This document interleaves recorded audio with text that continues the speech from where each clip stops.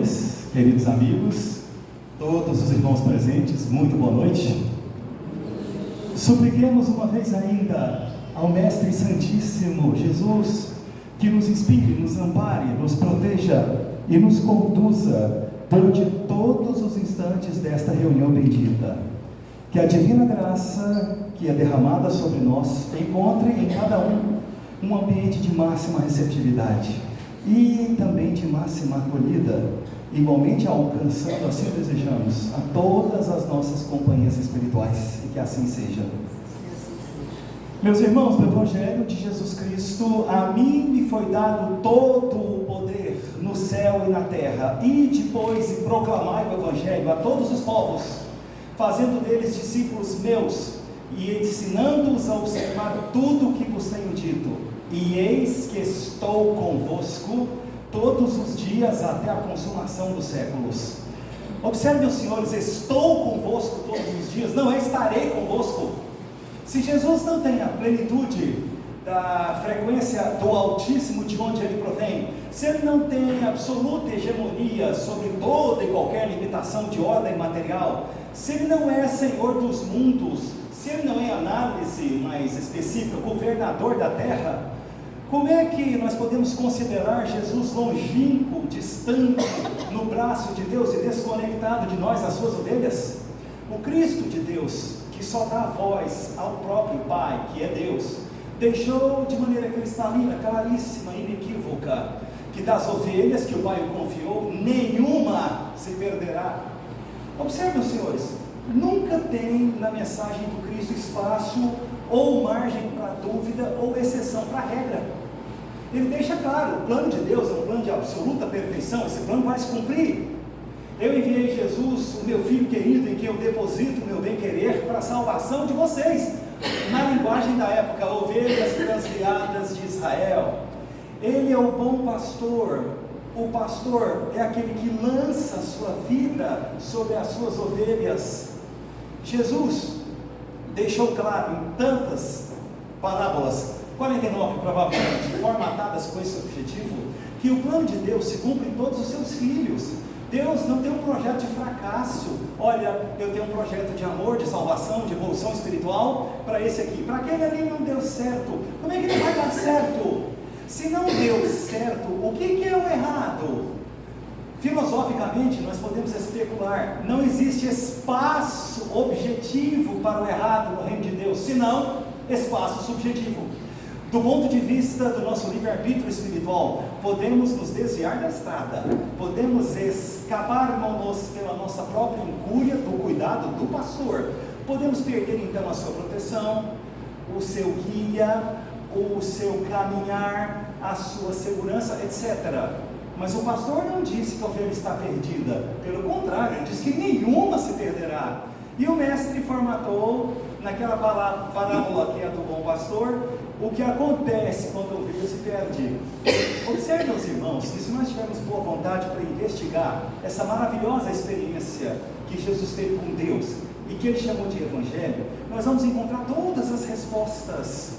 O problema não é a mensagem, o problema não é a mística maravilhosa das beatitudes que estão logo no começo do Sermão da Montanha. O problema é o ego personal que enfia no meio dos dois, obscurece a nossa visão, torna difícil a divina e sagrada compreensão, que, como Jesus disse para os seus da sua época, os corações estão muito endurecidos, e ainda questionou os fariseus: não há verdade em vós, por isso as minhas palavras não entram em vós. Se ele não tem espaço para a verdade, pois que eles pensavam, os fariseus, que já tinham acesso a essa verdade, não tem como a verdade de Jesus entrar neles. Ele precisa esvaziar-se do seu ego, vacuidade, de forma a criar, com a letra E, um espaço a ser invadido por Deus, plenitude. Deus preenche o vácuo, porque ele não aceita vácuo na sua natureza, no seu universo. Mas se esse espaço já estiver preenchido pelo ego humano, para aquele que escolhe satisfazer o capricho egóico, não é invadido pelo Cristo de Deus. Jesus estava completamente invadido pelo Cristo de Deus, e teve uma experiência tão intensa, tão elevada, tão verdadeira, de tamanha qualidade com Deus Pai Todo-Poderoso, que quis compartilhar alguma coisa dessa experiência conosco, e ele chamou isso de Evangelho. Então o Evangelho, a boa nova de Jesus, a boa notícia, a novidade, é o resultado da sua experiência com o Pai. Não tem nada a ver com alguns encontros intermitentes com uma divindade poderosa. Era uma experiência permanente entre o Pai e o Filho, Deus e o homem, a criatura e o Criador, a causa e o efeito. Ninguém aqui pode se dizer dono da própria vida, a não ser num estado de completa irracionalidade, porque nós não podemos ter posse sobre Deus. A vida não é de Deus, como alguns dizem, só para satisfazer uma linguagem psicologicamente infantil e frágil. A vida é Deus. E se a vida é Deus, a vida que eu vivo é a vida que Deus quer viver em mim. O homem, que é o espírito encarnado, não o gênero que se bifurca em masculino e feminino, é aquilo que Deus quis que ele fosse. O homem, portanto, só é o que ele é porque Deus quis ser ele próprio nele. Quando nós dizemos minha vida, estamos dando a entender que tem qualquer outra coisa que não seja a vida de Deus? Jesus sabia disso. Portanto, ele não vivia alegrias ou momentos intermitentes de gozo e satisfação. Era uma intensa experiência permanente de felicidade. Ele sabia o que era ser feliz. O jovem rico que se colocou na frente dele queria saber o que era isso. A palavra não articulada era outra. A linguagem que nós conhecemos está registrada no Evangelho. É como se o jovem se ajoelhasse na frente de Jesus dizendo: o Senhor é feliz, o Senhor sabe o que é isso, o Senhor vive isso o tempo todo, o Senhor tem uma relação intensa com Deus, mas eu não tenho. Eu escolhi outra coisa. Eu escolhi ser um trabalhador que acumula tesouros na terra, porque disseram para mim que se eu fizesse isso e atendesse às minhas obrigações teológicas, eu seria feliz. Não consegui, e estou cansado de perguntar como é que eu faço para ser feliz para quem não sabe o que é isso. Os fariseus. Como é que os fariseus iam instruir o jovem se eles não sabiam nem para eles? Os fariseus estavam empapuçados de teologia eclesiástica e vazios de ética humana. Jesus tinha 0% de interesse nessas usanças farisaicas ultrapassadas. Isso era container velho, vinho velho, portanto, como o conteúdo. Isso era pano velho, não poderia ser corrigido nos seus rasgões com um pano novo. Tanto os odres velhos, quanto o outro. O pano velho cede e se perde se entrar coisa nova. O Evangelho de Jesus é coisa nova, novidade. E esse mestre santíssimo estava nos preparando. Em linguagem astrológica, se os senhores me permitirem, porque isso não é espiritismo. Astrologia é uma coisa, espiritismo é outra. Mas, se os senhores me permitirem, o que Jesus fez do ponto de vista astrológico, que é uma ciência gigantesca e, portanto, profundamente real, verdadeira, ele inaugurou, por causa de uma conjunção planetária poderosíssima, o que ratificou a sua descida para a frequência tridimensional da Terra, uma era que era a era do Peixes, uma das 12 constelações em torno das Pleiades. O reino do Peixes, que nós conhecemos na astrologia como Peixes, pura e simplesmente, era o símbolo dos cristãos. Lembram-se? A pescaria, o peixe, a rede, o seu conteúdo, era uma constante na vida pública de Jesus. Ele cunhou parábolas, ele escolheu trabalhadores, ele, vamos dizer assim, participava desses símbolos, porque tinha tudo a ver com o trabalho dele na terra. Vou falar rapidamente sobre isso e voltar para o nosso tema. Jesus inaugurou a era do Peixes dizendo o seguinte: eu vou formatar o cidadão da nova era.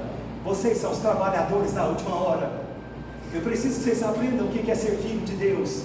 Filho de Deus não é cumprir regras, respeitar dogmas, fazer sacrifícios, vestir roupas, frequentar templos. Aliás, enquanto o homem não verdadeiramente edificar e construir um templo religioso dentro do coração, jamais encontrará um coração dentro de um templo religioso, qualquer que seja.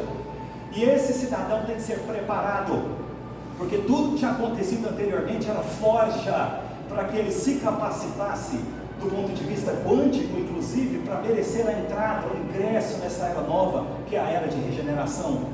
No Espiritismo compreendemos muito bem o que é isso, porque os Espíritos nos elucidam e nos elucidam com muita autoridade, de maneira a nos lembrar da responsabilidade da qual estamos revestidos. Portanto, Jesus inaugurou a era do peixes, que dura 2160 anos, nos dizendo o seguinte: vocês têm esse tempo no final do ciclo evolutivo, antes do ingresso numa era nova, para se libertar da matéria. Foi o que o jovem rico pediu para Jesus, porque a era de Aquário é o próprio ambiente onde esse peixe vai viver. Jesus multiplicou pães e peixes. Jesus escolheu 12 apóstolos, cada um deles um representante dessas 12 constelações. Já tinham pensado nisso? Não foi por coincidência que o número 12 estava vivamente presente no trabalho de Jesus.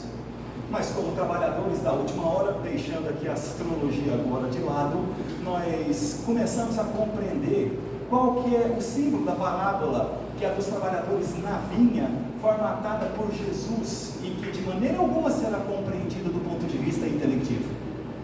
Chegam os primeiros trabalhadores, e o Senhor da vinha combina com eles o salário de um dia, um denário. 3 horas depois, outros trabalhadores, ele diz: vem trabalhar, vocês vão ter o que é merecido. Outras 3 horas, vem vocês também. Lá pelas 15 horas, ele vê que ainda há trabalhadores ociosos nas praças. Ele diz: o que vocês estão fazendo aí que não estão trabalhando? Trabalhadores da última hora. Por que os trabalhadores da última hora não estão trabalhando? O mestre, o senhor da vinha, na linguagem do mestre, diz o seguinte: vocês não estão trabalhando por quê? E eles respondem: porque ninguém nos contratou. Ele: ok, vem vocês também, que eu vou dar para vocês depois o que é merecido. Quando todos haviam trabalhado, porque terminou a jornada diária, ele diz: comece de trás para frente. Comece chamando aqui para que eu dê o devido salário para os últimos. E nós vamos remunerando até os primeiros. E os primeiros ficaram completamente surpresos quando perceberam que os trabalhadores da última hora receberam exatamente o mesmo salário que eles, que haviam trabalhado desde o começo, portanto 12 horas. Intelectivamente nós não vamos entender essa parábola nunca, porque as nossas percepções de espaço e tempo, a nossa aritmética, a nossa compreensão de ciência exata e matemática, a nossa justiça, que é apenas justeza, enfim, as nossas percepções de espaço e tempo não são regra para essa parábola. O mestre está dizendo que o fato dele querer ser bom com os últimos trabalhadores não faz os primeiros maus. Como é que a minha bondade te faz mal? Por acaso eu sou injusto com vocês? O que eu disse que eu ia pagar?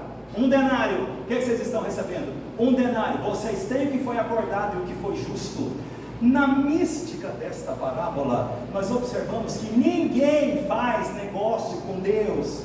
Ele não faz negócio com seus filhos. Ele não pode ser devedor dos seus filhos. Isso é absurdo.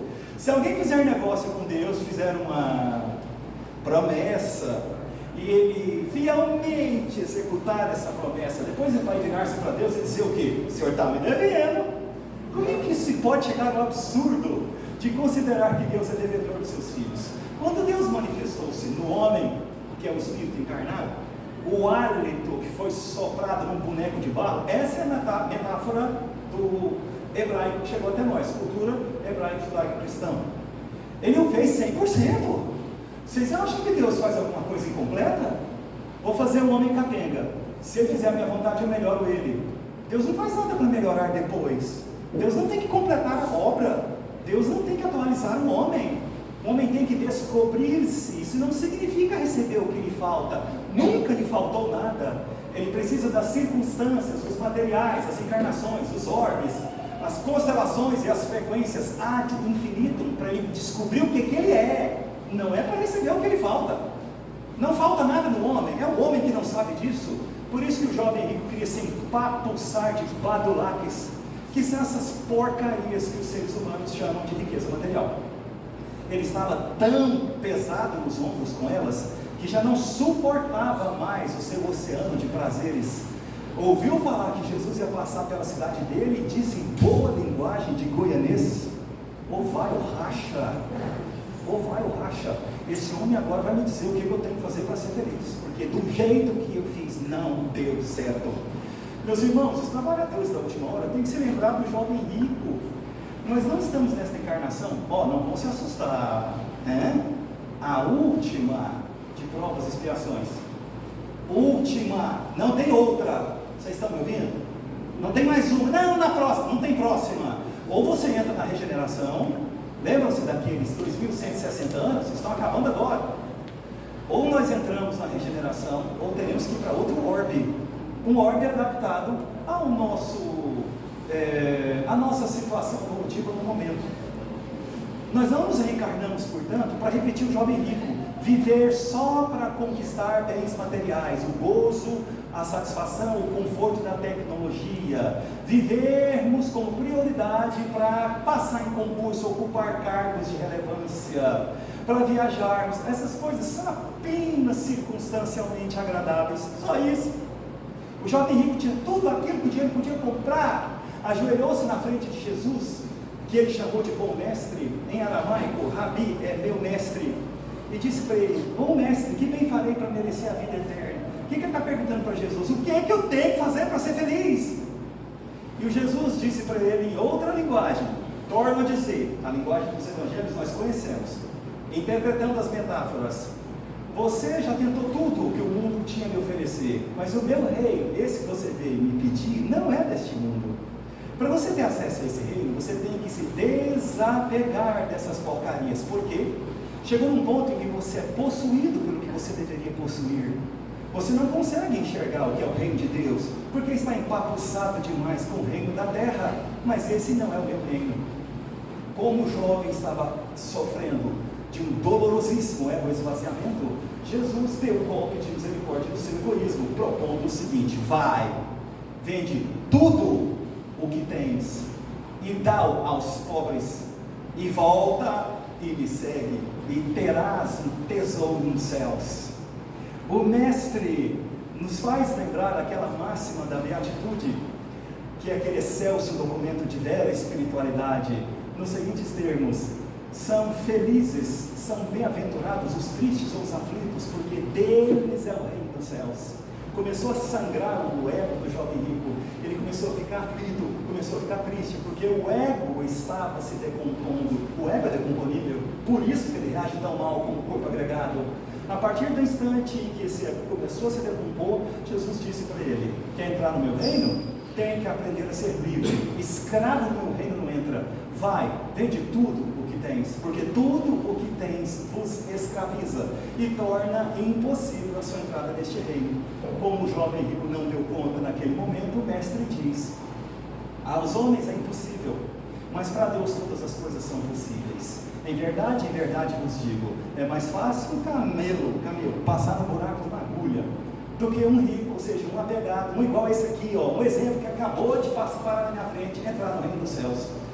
A mente é tão criativa, e esse é o papel da mente, criar com a letra I, que ela bola as mais variadas estratagemas para poder interpretar esta máxima translúcida de Jesus conforme lhe apraz.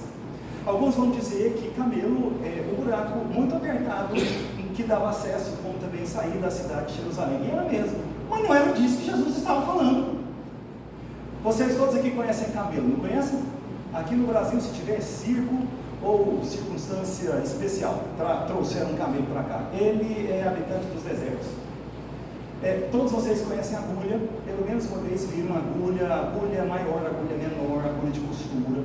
Pergunta: tem jeito, se vocês juntarem 100 homens muito fortes, tem jeito de, com toda força e todo jeito, fazer esse camelo passar no buraco da agulha?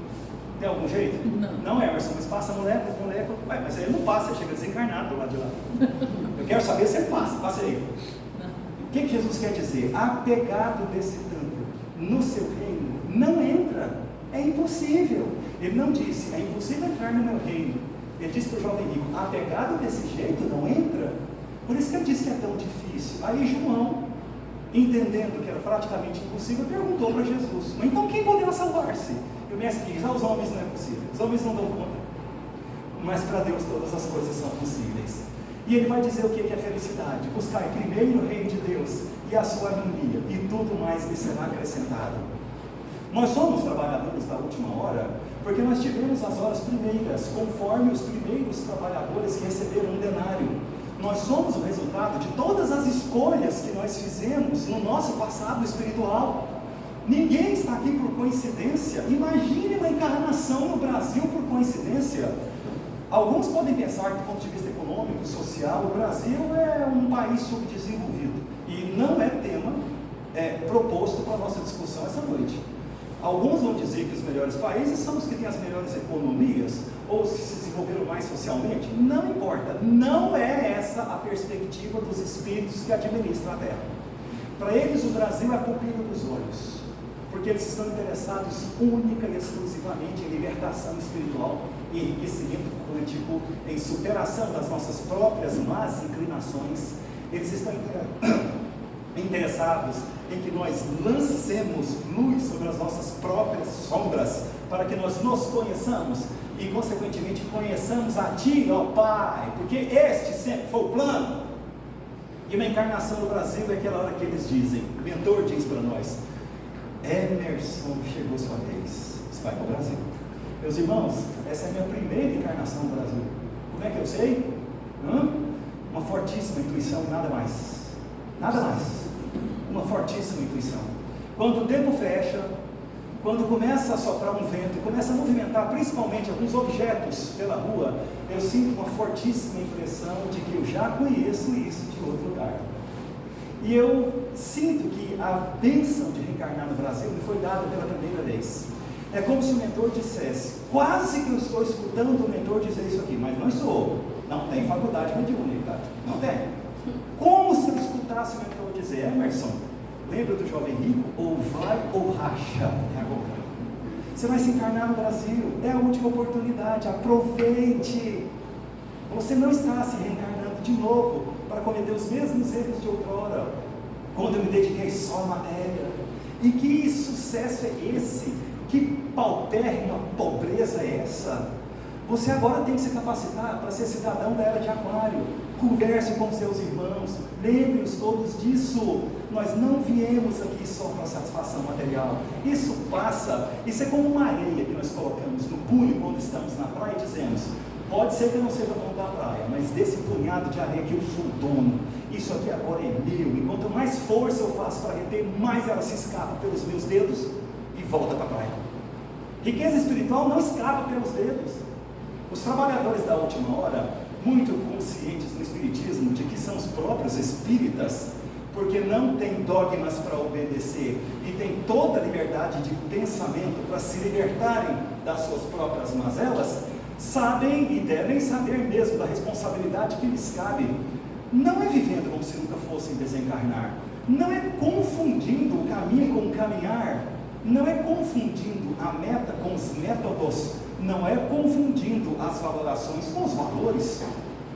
Nós estamos aqui, passamos por aqui e precisamos de tudo isso aqui, mas não somos daqui. Não é a coisa mais óbvia que deveríamos considerar? Se eu vim a este mundo e descobri mais cedo ou mais tarde que o único absolutismo da matéria é que nós não poderemos ficar vinculados a ela o tempo todo, e que sempre chega o dia em que nós temos que deixar para trás esse conjunto de massa organizada, não deveríamos pensar sensatamente, de vez em quando que seja, o que eu estou fazendo aqui? Quando chegar a minha hora, o que vai acontecer comigo? Para onde que eu vou? Qual é o sentido de permanecer aqui? Qual é a melhor maneira de viver? O que é sabedoria? Sabedoria é olhar para o Evangelho, meus irmãos, e dizer o seguinte: isso aqui não é só tema para estudo, isso é norma para a vida. Eu olho para o Evangelho e digo, não é mais somente uma coisa interessante, isso faz sentido para mim, isso é valor, não é valoração. Isso aqui o ladrão não penetra para roubar, a traça não corrói, o tempo não desintegra. Então eu acolho essa boa nova, com toda a boa vontade. Eu digo para Jesus: Mestre Santíssimo, a coisa mais importante da vida humana é o vosso Evangelho. Eu coloco no meu coração, como quem guarda a coisa mais preciosa que ele pudesse ter encontrado, e passa a viver, a partir daí, sendo influenciado de maneira holística por todo esse Evangelho, todos os pensamentos, todos os desejos, todos os atos, todas as palavras, todas as intenções, e nunca mais eu deixo ser influenciado por ele. Evangelho não é só tema para estudo, portanto, é norma para a vida, regra para a nossa vivência. Nunca foi sobre a terra vivida, vida tão bela quanto a vida de Jesus. A vida de Jesus Nazareno que deu voz ao Cristo cosmológico, é a coisa mais bela, mais elevada, a vida mais belamente vivida que o planeta conheceu. Uma apoteose de verdade e poesia. Se não vejamos, para encerrar, uns anos de exílio no Egito, uns decênios de trabalho feliz com o Pai, provavelmente como carpinteiro, como vocês sabem, um triênio de apostolado e amor que representa a Santíssima Trindade de Deus, ou a Trindade Sagrada e o perfeito equilíbrio de todas as coisas, 15 horas de sofrimento redentor, o aleluia da Páscoa e os hosanas de glória eterna. E alguns ainda querem pintar um quadro santíssimo de Jesus nas suas telas mentais, como um homem fracassado, crucificado, com uma coroa de espinhos derramando sangue. Foram 15 horas, 15 horas sofridas das alturas inimagináveis do seu cristicismo puríssimo. Nós não temos condição de saber o que é isso. Ele sabe. Como é que nós vamos falar de um dos mais sábios anjos do céu, para nós aqui o maior de todos? Não vamos pintar essa tela mental com quadro cinza, de crepe e sem tinta nenhuma. Vamos lembrar de Jesus com todas as cores do céu e da terra, com todos os nossos recursos, todas as belezas naturais, com todos os dias em que o sol está brilhando, e igualmente as noites, quando as estrelas nos lembram do dia que ainda vem. A cidade santa de Deus, a Nova Jerusalém, como frisa o evangelista no seu Apocalipse, tem suas raízes no céu, porque o nosso planeta ainda é de provas e expiações, mas claramente já começou o processo em que ela faz um movimento de cima para baixo e finca agora as suas raízes na terra. E muito em breve, meus irmãos, mas breve mesmo, daqui a 50 anos, daqui a 50 anos, meus irmãos, deixa a próxima geração falar sobre isso, é agora. Daqui a muito pouco tempo, nós poderemos repetir como proclamou o evangelista de Jesus: o reino deste mundo se transformou no reino de nosso Senhor e do seu Cristo, e ele reinará para sempre. Muita paz a todos os senhores, Deus os abençoe.